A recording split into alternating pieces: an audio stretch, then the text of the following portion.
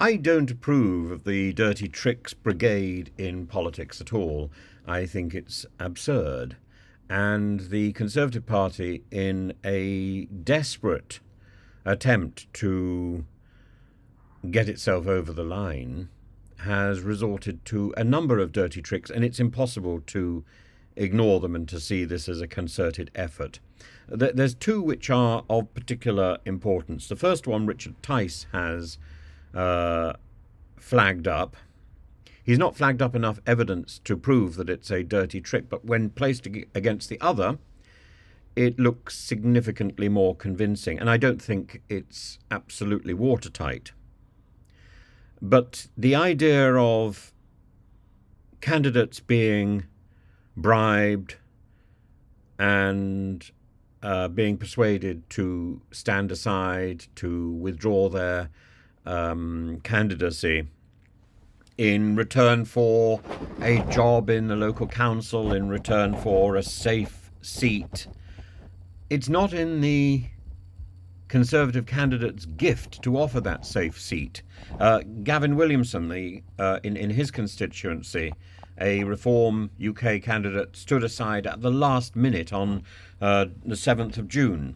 It's simply suspicious. It would be very difficult to prove that something went on there, except that Gavin Williamson, go Gavin, go! Life's a box of chocolates. And I don't know. But it sounds a reasonable conjecture that some of these cases must be true, that Richard Tice's instinct that there are dodgy deals going on, dodgy backroom deals, which lead to people resigning and saying, then they're now supporting the Conservative Party. That may be their natural home. Certainly, there's been enough noise in the Reform UK party to make it abundantly clear to candidates that this is a party riddled with problems. Now, Nigel Farage can turn around and say, well, we didn't have enough time to vet all the candidates. They had from at least 2019. Everybody knew from 2019 that there was going to be another election pretty soon, or maybe not 2019. 2019 was when the last election was. But they certainly knew from about the defenestration of Boris that there would be another general election fairly soon, and the nod through of the ridiculous and the absurd prime ministers that we've had, Boris, Liz Truss. For goodness sake, you should have started vetting your candidates the moment Liz Truss started flapping her hands. Anyway, that's one. But the second one is the letter which has gone out to a number of higher-ranking Conservative individuals, mostly councillors.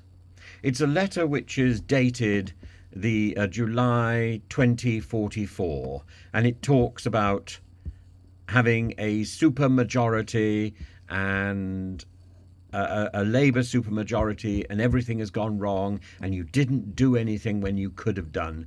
And the only people Keir Starmer listened to were Labour MPs and left-wing mates of Angela Rayner. Oh yes, and those Lib Dems who just dragged Starmer further and further to the left with crazy, costly net zero charges.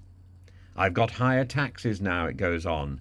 And you've had them ever since Labour got in. Turns out their manifesto was a pack of financial fibs.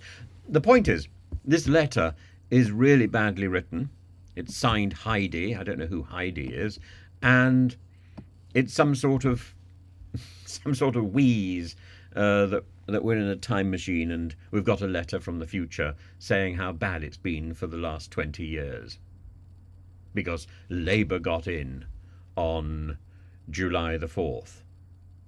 Well, Labour will get in on July the 4th, and badly written election material, which is trying to scare people into voting, isn't good enough. Scaring people about So I'm not really defending Richard Tice here, by the way. Please be careful. And I'm not saying that everybody who has dropped out of reform has been bribed by the Conservatives. What I'm saying is I think there's a credible case to be made that the Conservatives think that in the last week of their election they're going to gain ground by doing negative campaigning. What arses. And is this what we've fallen to this level of deceit and trickery? I think a party which is in government has a duty to be honourable and has a duty to be upright and honest. And I don't think the Conservative Party at the moment is manifesting those principles. Apparently there's even a recording made by a Conservative MP who offered a Reform UK candidate rewards, and she made a recording while she was making this offer, and that's been leaked back to the press to prove how malleable and how easily led, I presume, these Reform UK candidates can be. Well, they're amateurs. And the problem is not Reform UK. The problem is the Conservative high command, the Conservative high rankers who are putting out these black art tricks. And they are wrong. They're fundamentally wrong. Morally wrong.